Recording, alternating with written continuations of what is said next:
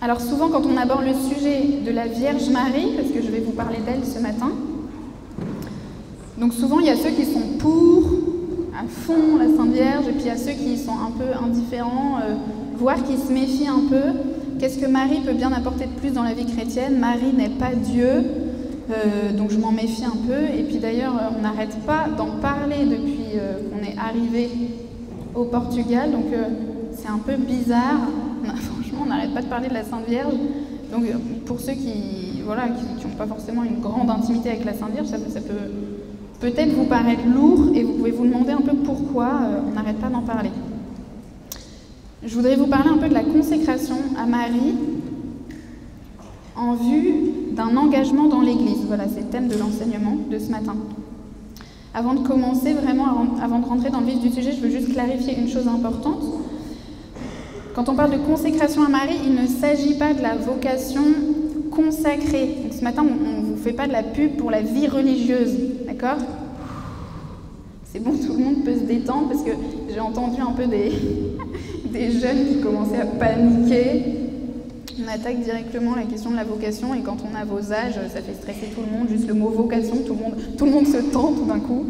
C'est le stress. Donc non, ce matin, c'est pas exactement de ça dont on va parler. Donc le mot consécration fait peur et moi aussi je suis passée par là. Voilà, j'avais peur et en fait, voilà, quand on parle de consécration à Marie, en fait, c'est un raccourci. On veut se consacrer à Jésus par Marie. Et il s'agit tout simplement de remettre notre vie à celle par qui Dieu s'est incarné pour me rejoindre. Donc il s'agit de la prendre comme amie, comme avocate, comme confidente, comme mère, de développer une relation d'amour avec elle, parce qu'on sait que ça va nous rapprocher de Dieu.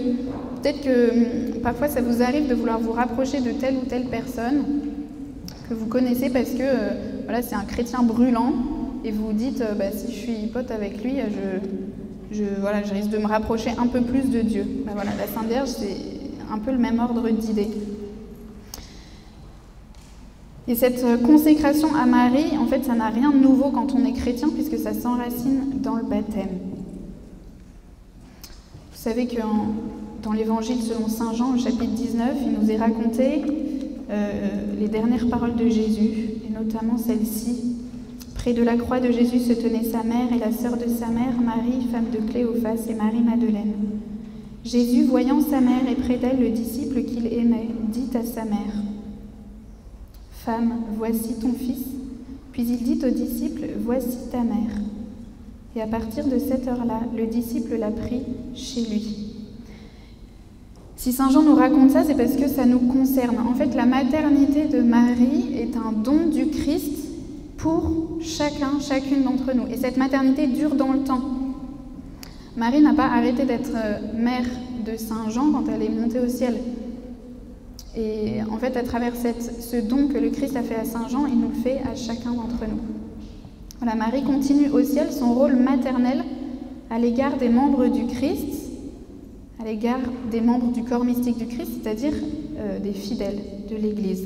La Sainte Vierge, elle sait très bien qu'on a besoin d'elle et elle nous demande de nous consacrer à elle. Vous avez entendu à Fatima, dans les messages, elle montre l'enfer aux enfants à un moment donné et elle leur dit « Vous avez vu l'enfer où vont les âmes des pauvres pécheurs. Afin de les sauver, Dieu veut établir dans le monde la dévotion à mon cœur immaculé. Si vous faites ce que je vous dis, beaucoup d'âmes seront sauvées et vous aurez la paix. »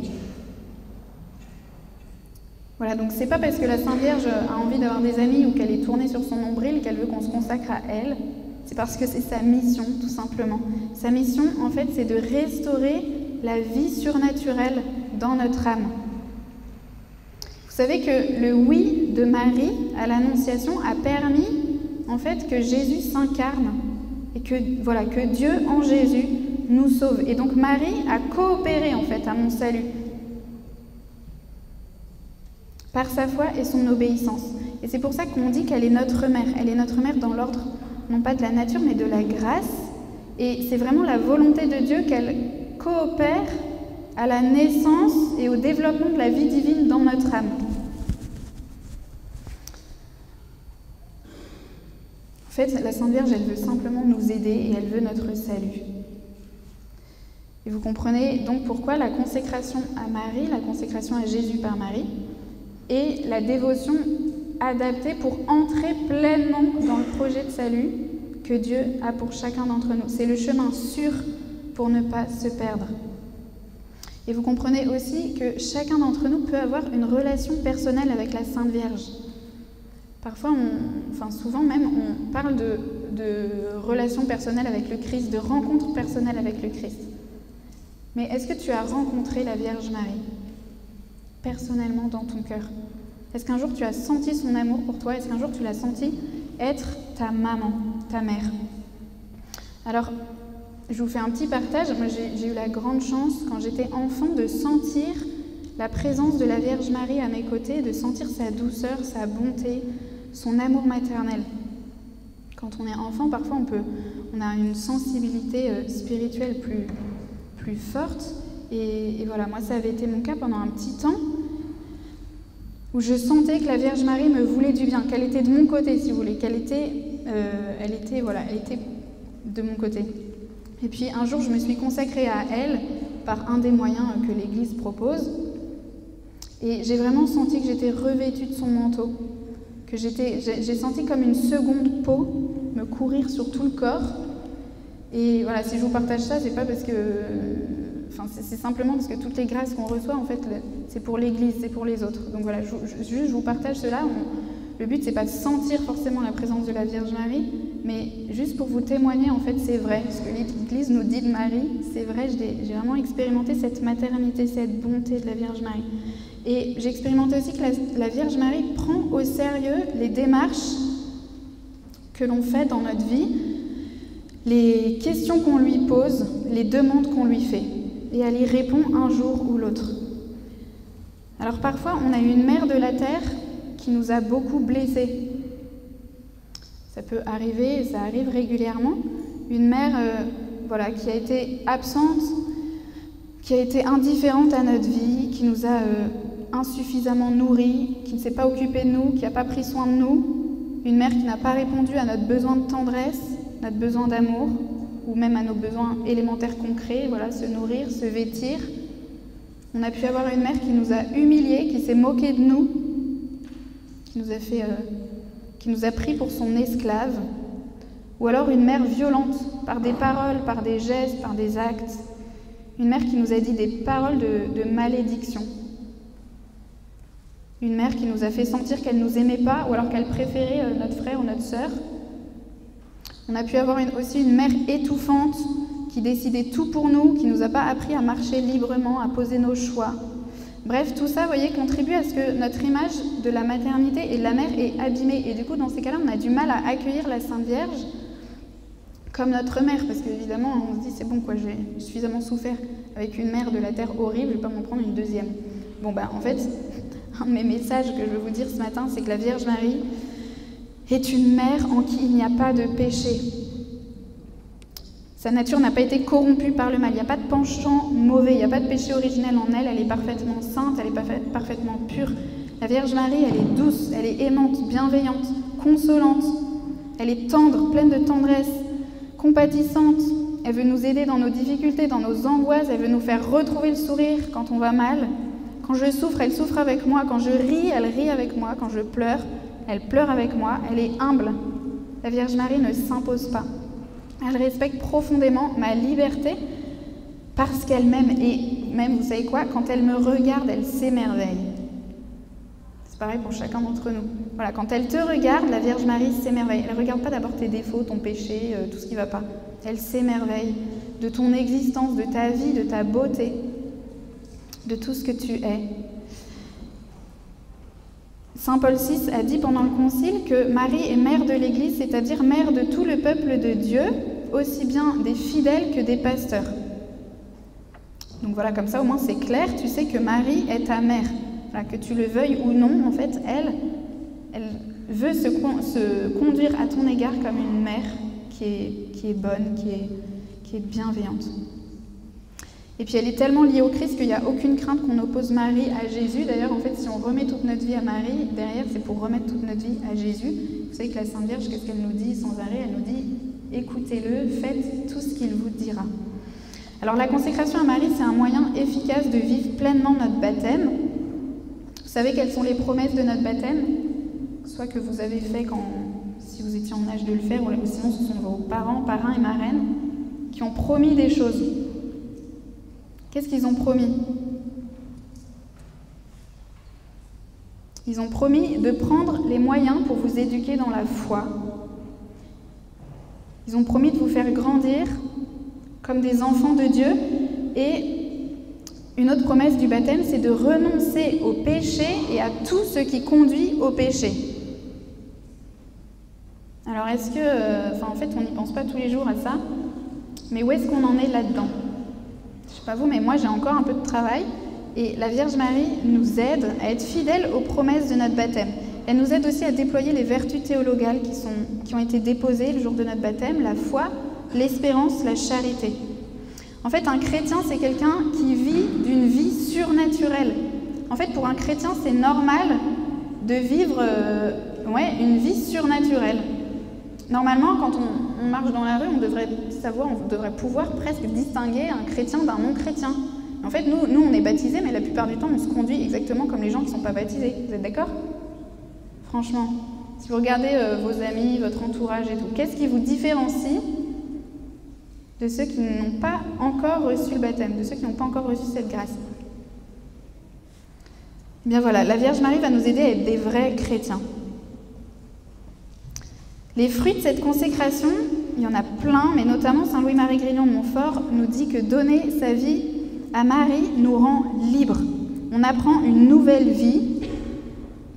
En fait, une grande vérité dans la foi chrétienne, c'est que tout est recyclable. On donne au Seigneur, à la Sainte Vierge, nos joies, nos peines, nos contrariétés, notre journée, notre travail, tout ça. Et en fait, la Vierge Marie utilise tout, elle récupère tout et elle les transforme en grâce pour nous-mêmes ou pour le monde. Dans la consécration à Marie, en fait, il s'agit tout simplement d'arrêter de vivre notre vie chrétienne tout seul. Avec nous-mêmes, quoi. Mais de la vivre avec elle. Si on donne notre vie à Marie par amour, eh bien, Saint Louis-Marie Grignon de Montfort nous promet que la Vierge Marie va ôter de nous l'ennui, la tristesse et le scrupule. Elle va élargir notre cœur, elle va augmenter notre capacité d'aimer. Elle va venir nous éclairer, nous consoler, nous guider. À Fatima, vous savez, la Vierge Marie promet à Lucie de Fatima, elle lui dit « Mon cœur immaculé sera ton refuge et le chemin qui te conduira jusqu'à Dieu. » Et en fait, c'est très concret dans notre vie quotidienne. Je vous donne un petit exemple. Peut-être vous connaissez Saint Jean de la Croix, qui était carme au XVIe siècle, en Espagne. Et un jour, il a été très persécuté par ses confrères, et un jour, il se retrouve en prison à Tolède. Ça dure des mois, et il est enfermé. Il est maltraité, il est humilié, etc., pendant des mois et des mois. Et en fait, c'est la Sainte Vierge un jour qui lui dit de s'échapper. Et comment s'échapper de la prison? Comme intéressant. Bon. C'est marrant.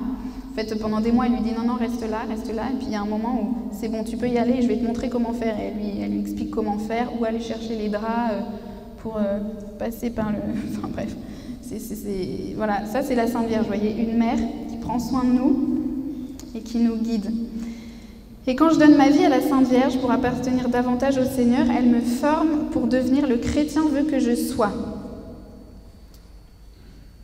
Si vous aimez lire des vies de saints, je vous conseille de lire la vie du vénérable Marcel Bolditsar, c'est un carme, qui avait une grande intimité avec la Sainte Vierge. Je vois que l'heure tourne, donc je vais sauter ce paragraphe, mais en tout cas, il faisait l'expérience que la Sainte Vierge l'éduquait à vivre en chrétien, lui apprenait à aimer les autres. Et voilà, et cette intimité forte avec Marie va être décisive pour sa vie chrétienne et son engagement dans l'Église. En fait, ce qui se passe quand on donne notre vie à la Sainte Vierge et qu'on veut marcher à sa suite, c'est que Marie vient vivre en nous. Vous connaissez la parole de Saint Paul, ce n'est plus le Christ, ce n'est plus moi qui vis, c'est le Christ qui vit en moi. Eh bien, Saint Louis-Marie Grignon de Montfort dit que ce n'est plus moi qui vis, c'est Marie qui vit en moi. Et comme, en fait, ce qu'il veut dire, c'est que voyez, saint Ambroise, il dit que l'âme de Marie soit en toi pour glorifier Dieu. Le but, c'est pas de plus être nous-mêmes, de perdre notre personnalité, de perdre tout ce qu'il y a de beau en nous, tout ce que Dieu a fait en nous, mais c'est au contraire de devenir encore davantage nous-mêmes en déployant toutes les capacités d'aimer, toutes les grâces que Dieu nous a données. Et pour ça, eh bien, en fait, il s'agit de comme épouser l'âme de Marie, épouser sa manière de penser, sa manière d'être. Et ça va nous transformer. Je vous raconte aussi une petite anecdote. Un jour, j'étais en train de faire le ménage dans la maison et je passais l'aspirateur et tout. Et je pensais pas spécialement, je crois que j'étais même pas vraiment en train de prier, malheureusement. Je sais plus à quoi je pensais, mais voilà. Et puis, il y a un moment où je m'arrête et j'ai comme une espèce de petite lumière intérieure, de sentir qu'en fait la Vierge Marie me regardait, mais qu'elle voulait faire le ménage en moi, comme si elle voulait que je sois un peu, vous voyez, son enveloppe corporelle, et qu'elle puisse faire le ménage avec moi, en moi. Ça m'a quand même vachement surpris au début, puis j'ai dit, ok Vierge Marie, venez faire le ménage en moi. Et puis du coup après, je développais ça pour tous les actes de la vie quotidienne. Venez manger en moi, venez rire en moi, venez parler en moi, venez marcher en moi quand je marche dans la rue, venez écrire en moi quand je suis en train de travailler, venez réfléchir en moi, venez consoler en moi quand il faut que je console quelqu'un, venez tout ça. Et en fait c'est ça, la vie, vous voyez, la vie mariale, la consécration à Marie, en fait le but c'est de développer une vie tellement unie à Marie qu'elle vient vivre en moi. Et comme elle vient vivre en moi, en fait, Dieu vient prendre toute la place en moi. Parce que Marie ne sait que dire Dieu, et quand on cherche Marie, en fait, on trouve Dieu. Voilà, je suis quelqu'un de normal, je suis pas... Ça peut vous paraître un peu bizarre tout ce que je vous raconte. Je suis psychologue de formation et tout, donc normalement... remarquez, il y a des psychologues qui sont un peu fada, mais en fait, cette doctrine, après avoir reçu cet éclairage-là quand je faisais le ménage, j'ai remarqué qu'en fait, c'était exactement ce que prêchait Saint Louis-Marie Grignon-Montfort, et puis voilà, d'autres mystiques, d'autres gens qui avaient dit un peu la même chose avant, et ça, c'est pour tous les chrétiens, en fait. Si je vous le partage, c'est que c'est aussi une grâce, peut-être que, même sûr que la Vierge Marie veut nous donner, veut tous nous donner. En fait, tu n'as pas choisi de naître, mais pendant ces JMJ, tu peux choisir de renaître avec Marie, par Marie, en Marie, de renaître à une vie nouvelle, intérieure. Et quand Marie vient agir en moi, eh bien, ça va transformer mon rapport au prochain, mon rapport à Dieu, et puis mon rapport à l'Église. Parce que la Vierge Marie est complètement livrée au service de Dieu, au service de l'Église. Elle engendre, elle éduque des fidèles à la vie de Dieu. En fait, elle fait des disciples missionnaires. Vous savez que c'est notre vocation de tout baptiser et notamment de tout confirmer. Parmi les effets de la confirmation, vous avez peut-être oublié... Est-ce qu'il y en a qui sont confirmés ici? La plupart d'entre vous sont confirmés, et puis les autres, ça viendra bientôt. Vous savez que parmi les 5 effets de la confirmation, il y a celui-ci. La confirmation nous accorde une force spéciale de l'Esprit Saint pour répandre et défendre la foi par la parole et par l'action en vrai témoin du Christ, pour confesser vaillamment le nom du Christ et pour ne jamais éprouver de la honte à l'égard de la croix. Est-ce que vous avez l'impression que cet effet de la confirmation est vraiment vivant dans votre vie? Je ne sais pas vous, mais moi, quand j'ai relu ça, ça m'a un peu secouée. Et en fait, la Vierge Marie vient nous aider à devenir ce qu'on est appelé à être. Quand on regarde le mystère de la visitation, on voit vraiment l'âme missionnaire de la Vierge Marie, sa charité fraternelle qui la pousse. La Vierge Marie, elle est toute tournée vers les autres. Vous voyez, elle n'est pas tournée sur elle. Dans ses attitudes, dans ses décisions, dans ses paroles, on voit ça aux noces de Cana aussi. Elle est attentive aux situations concrètes, elle est attentive aux autres, elle est disponible, elle est prompte à servir, elle est prompte à se donner. Elle a un cœur d'apôtre, en fait. Et donc, quand on lui donne toute notre vie, eh bien, elle va nous donner ce cœur d'apôtre. Elle va distiller, en fait, dans mon âme, son zèle apostolique, son amour du Seigneur. Donc on va se consacrer à Marie, en fait, non pas pour se faire du bien, mais pour répondre pleinement à notre vocation chrétienne, pour qu'elle nous conduise à nous mettre au service du prochain, au service de l'Église. En fait, dit le pape Jean-Paul II, enfin Saint Jean-Paul II dans Redemptoris Mater, pour qu'elle fasse entrer dans le monde le règne du Christ. Et voilà, et ça peut se passer à travers toi, en fait. Le Seigneur t'appelle à des grandes choses. Est-ce que vous aviez déjà envisagé votre vie comme une mission dans l'Église? Souvent, on pense que c'est réservé à une élite, que c'est réservé à des gens. Mais en fait, un chrétien, c'est pas seulement quelqu'un qui prie un peu, qui va à la messe le dimanche et qui essaye de se tenir correctement le samedi soir. En fait, un chrétien, c'est pas ça. Un chrétien, enfin, c'est pas que ça. Un chrétien, c'est quelqu'un aussi qui se met au service de l'Église, qui est le peuple de Dieu, l'Église qui est le corps mystique du Christ, l'Église qui est l'épouse du Christ. Voilà, il y a plein de figures qui nous expliquent. Et l'Église, en fait, c'est chacun d'entre nous. C'est pas juste le pape et puis les gens qui travaillent au Vatican. C'est pas juste les curés, les bonnes sœurs, l'Église. En fait, l'Église, c'est tous les baptisés. Donc, c'est toi. Et donc, quelle part tu as prise dans le service de l'Église? C'est une vraie question qu'on peut se poser pendant ces JMJ. Il n'y a pas de sainteté sans consécration à Marie et il n'y a pas de sainteté sans engagement ferme dans l'Église. Je parle de sainteté parce que notre but, c'est d'être saint. Vous êtes d'accord? Notre but de chrétien, c'est vraiment la sainteté. Les saints sont les gens les plus heureux. Voilà, et tu n'as pas besoin de devenir bonne sœur ou prêtre pour être saint. Je le rappelle, au cas où ça fasse peur. La sainteté, c'est simplement vivre de l'amour de Dieu à haute dose. Et l'engagement dans l'Église, ça peut être ça peut être par la prière d'abord, et puis ensuite par des actions concrètes. En tout cas, dans la vie d'un disciple du Christ, il y a une dimension mariale qui est nécessaire.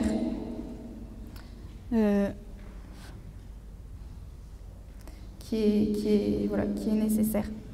Alors, marche plus, si. Je vais bientôt m'arrêter, ma parole.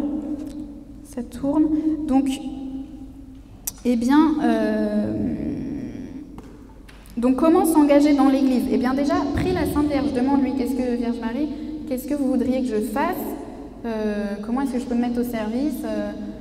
Je ne sais pas quoi faire, etc. Déjà, voilà, tu pries, tu lui demandes, et puis, ouvre les yeux et regarde les besoins autour de toi. En fait, dans ta paroisse, franchement, je sais pas vous, mais nous, à Soliespont, par exemple, on cherche des catéchistes pour l'année prochaine. Ou, voilà, regarde dans ta paroisse, qu'est-ce qui manque? Où sont les besoins? Quels sont tes talents? Quels talents est-ce que tu peux mettre au service de l'Église? Et puis, si jamais tu n'arrives pas à voir les manques, etc., va voir ton curé. En fait, on est hyper contents, les curés sont hyper contents quand il y a des gens, qui viennent proposer leur service. Et puis, si jamais en paroisse, je sais pas, t'es pas inspiré, ou tu peux même aller voir Monseigneur Ré, lui demander ce que tu pourrais faire pour l'église du diocèse de Fréjus-Toulon. Enfin voilà, il y a 1000 manières de s'engager dans l'église. Saint Paul, dans la première lettre à Timothée, dit ceci, au chapitre 4, « Que personne n'ait lieu de te mépriser parce que tu es jeune.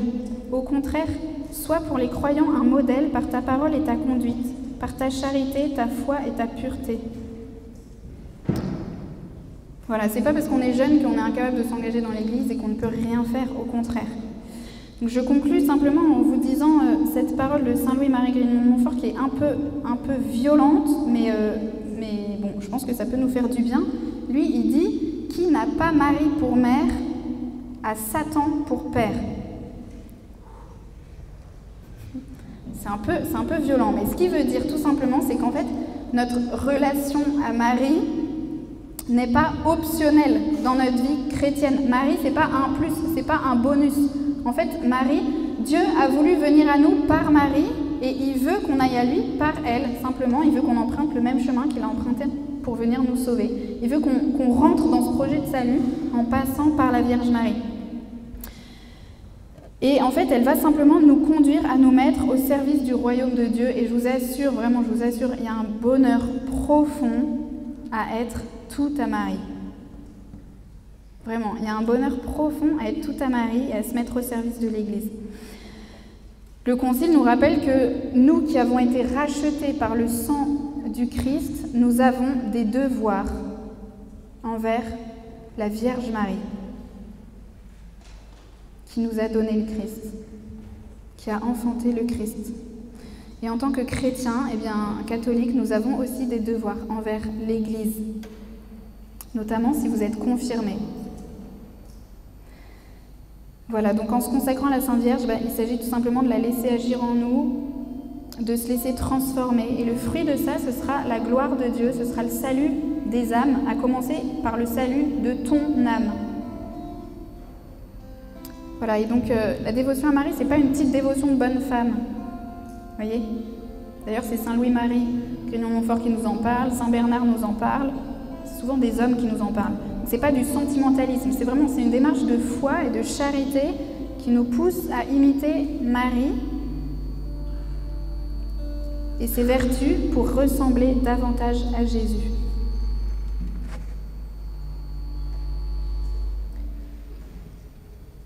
Voilà, il y a 1000 manières de se consacrer à Marie,